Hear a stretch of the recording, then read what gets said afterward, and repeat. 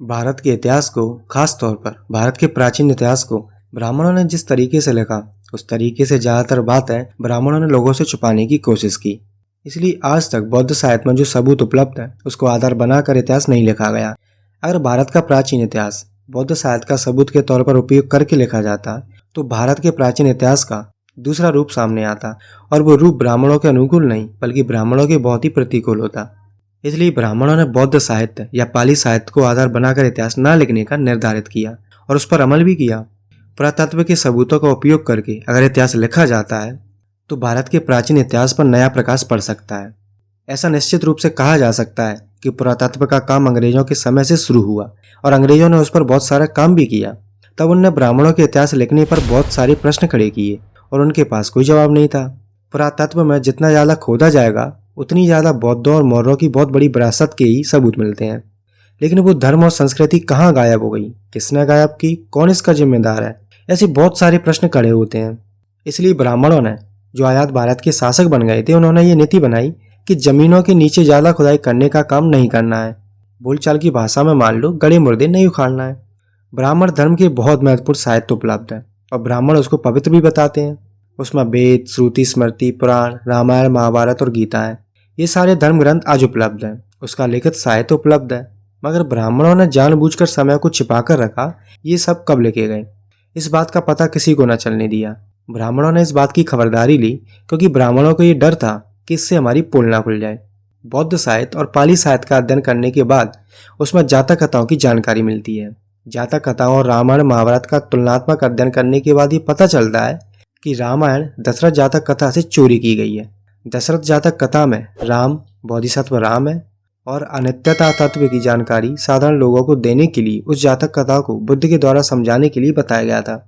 जातक कथा इतनी बड़ी लोकप्रिय थी कि उनको लोक कथाओं का दर्जा प्राप्त हो गया था। रामायण को लोकप्रिय करने के लिए ब्राह्मणों ने ये सोचा कि इसी कथा को बीज कथा बनाकर रामायण लिखा जा सकता है और लोकप्रियता हासिल की जा सकती है। क्योंकि इनके पात्र पहले से ही प्रचलन में थे, इसलिए जातक कथा की बहुत सारी बातें रामायण में जैसी की तैसी चुराई गईं। इसके बावजूद भी ब्राह्मण उसको लोकप्रिय बनाने में कामयाब हो गए। तो उसकी सबसे बड़ी वजह खुद जातक कथाओं की लोकप्रियता थी। ये चोरी उन्होंने मौर्यों के बाद, खासतौर पर जब उनके लिए अनुकूल गुप्त काल का समय आया, तब उन्होंने ये काम किया। ये काम उनको करना भी जरूरी था। ब्राह्मणों को अपने विचारों को पुनर्जीवित करने के लिए रामायण लिखना पड़ा ताकि समाप्त हुआ प्रभाव दोबारा निर्माण किया जा सके। डॉक्टर बाबा साहब अम्बेडकर जी ने कहा है कि प्राचीन भारत के इतिहास से पर्दा हटाया जाना चाहिए। इस उद्घाटन के बिना प्राचीन भारत इतिहास भिन्न रह जाएगा। अच्छी बात यह है कि बौद्ध साहित्य की मदद से प्राचीन इतिहास को उस मलबे से खोदकर निकाला जा सकता है जिस मलबे के नीचे ब्राह्मण लेखकों ने पागलपन से उसे दबाए रखा है। बौद्ध साहित्य की मदद से बहुत हद तक मलबा हटाने और उसके नीचे छिपे तत्वों को बिल्कुल स्पष्ट रूप से देखने में मदद मिल सकती है। इस दृष्टिकोण से भारत के इतिहास का अध्ययन होना बहुत जरूरी है। चोरी को समझने से पहले हमें बौद्ध कथाओं के बारे में जानना होगा, जहाँ से ब्राह्मणों द्वारा चोरी की गई है। पाली साहित्य में जातक का मतलब जन्म संबंधी कथा है।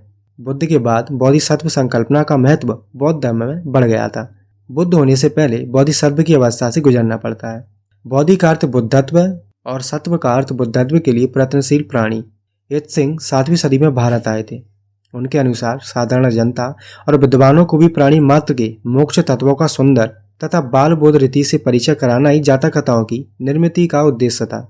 जातक में बोधिसत्व के 547 जन्मों का उल्लेख है। बुद्ध की शिक्षा के अनुसार रूप, वेदना, संज्ञा, संस्कार और विज्ञान, इन 5 स्कंदों से व्यक्ति बनता है।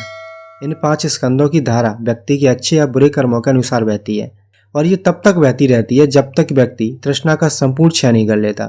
त्रिपिटक में जातक का समावेश है। इसका अर्थ यही है कि बुद्ध के महापरिनिर्वाण के बाद जिन ग्रंथों का संकलन किया गया था, उनमें से एक जातक कथा संग्रह है। जातक धम्मपद की तरह गाथाओं का संकलन है। उन गाथाओं को उपासकों को याद करने के लिए उसके साथ कथा जोड़कर उसका प्रचार किया जाता था। बौद्ध सिद्धांत समझाने के लिए कथा एक माध्यम है। जातक कथानकों को लोगों के सामने रखने वाले धम्म प्रचारकों को भनक कहा जाता था। खास बात यह है कि जातक कथाएं ब्राह्मण धर्म या जैन धर्म में नहीं मिलती, केवल बौद्ध धर्म में ही मिलती हैं। जातक कथाओं की अधिकतर संख्या 565 बताई जाती है। ईसा पूर्व 1ली या 2री सदी में रची चुल्ल निषेध ग्रंथ में जातक कथाओं की संख्या 500 बताई गई है। 5वीं सदी में यानी फायान के समय चीन में 500 जातक कथाओं की चित्राकृति देखी गई थी। थेरवादी परंपरा के अनुसार जातकों की संख्या 550 बताई गई है। हैंसोंग के अनुसार नेपाल में प्राप्त जातक माला संग्रह में 565 कथाएं मिलती हैं, मगर जातक कथाओं का वास्तविक आंकड़ा जातक कथा के अनुसार 547 ही माना गया है। हॉस्वेल द्वारा संपादित जातक कथाएं 547 ही हैं और जातक संग्रह की विभिन्न हस्तलिपियों की बारीकी से अध्ययन करके फियर ने जातकों की संख्या 547 तय की है और उसे सभी आधुनिक विद्वानों ने मान्यता दी है। जातक कथाओं को 5 विभागों में विभाजित किया गया है, जैसे पहला है पंचु पन्ने बत्थु, दूसरा हाथी बत्थु, तीसरा गाथा, चौथा व्याकरण, तीसरा समाधान या बोध संदेश। जातक कथाएं बुद्ध काल से ही धम्म प्रचार में लाई गई थी। प्रथम संगति से लेकर तीसरी संगति तक जातक कथाएं पूर्णतः ग्रंथबद्ध हो चुकी थी।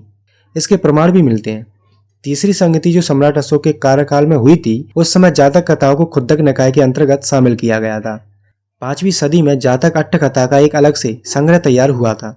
जातक कथाओं की शुरुआत तथागत बुद्ध के समय ही हो चुकी थी। इसके प्रमाण त्रिपिटक में मिलते हैं, क्योंकि तथागत बुद्ध हमेशा धम्म प्रचार के दौरान उदाहरणों का इस्तेमाल किया करते थे। सम्राट अशोक ने 84,000 स्तूप बनवाए थे। तथागत बुद्ध के 8400 सुत्तों का ये स्मरण था। सम्राट अशोक को जातक कथाओं का महत्व इसलिए भी महसूस हुआ क्योंकि अनेक जातक कथाओं का संदर्भ बुद्ध के सुत्तों में था। जनरल कनिंघम ने भरूच स्तूप का उत्खनन किया था। इस स्तूप के उत्खनन के कारण एक महत्वपूर्ण तथ्य सामने आया। वो ये था कि सम्राट अशोक जातक कथाओं को महत्व देते थे और उसकी महत्ता लोगों को बताते थे। भरूच में 30 जातक कथाओं के पुराविलेख अवशेष मिले हैं।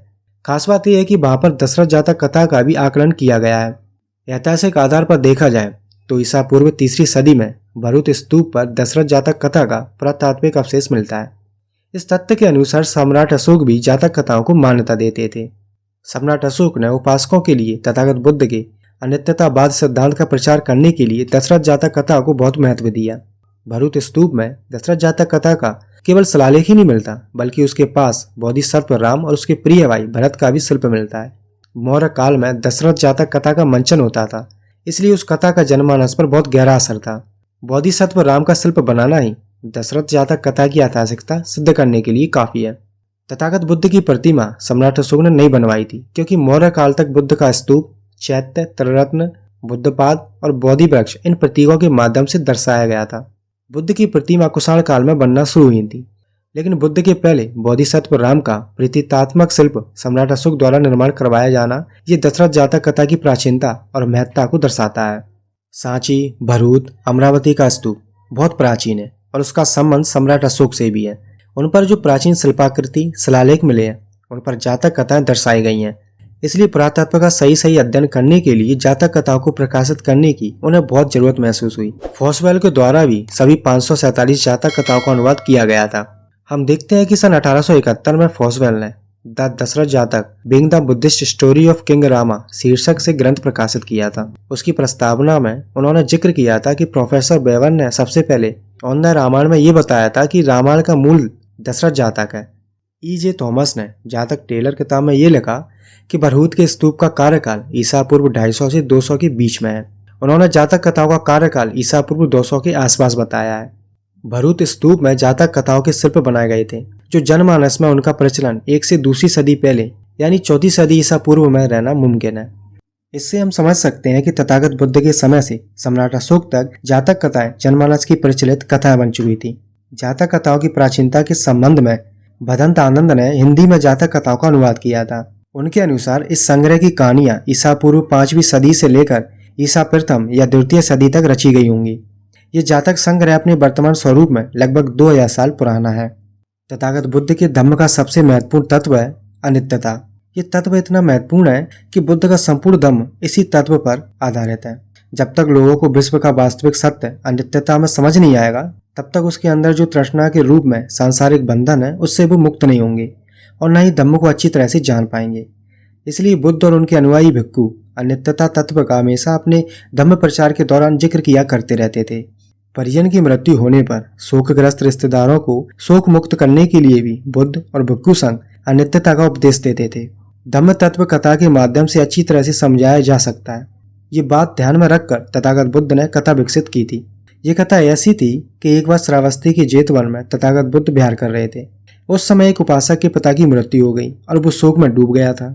उसे शोक मुक्त करने के लिए और धम्म का अनित्यतावाद समझाने के लिए तथागत बुद्ध ने उसे दशरथ जातक कथा के माध्यम से उपदेश दिया।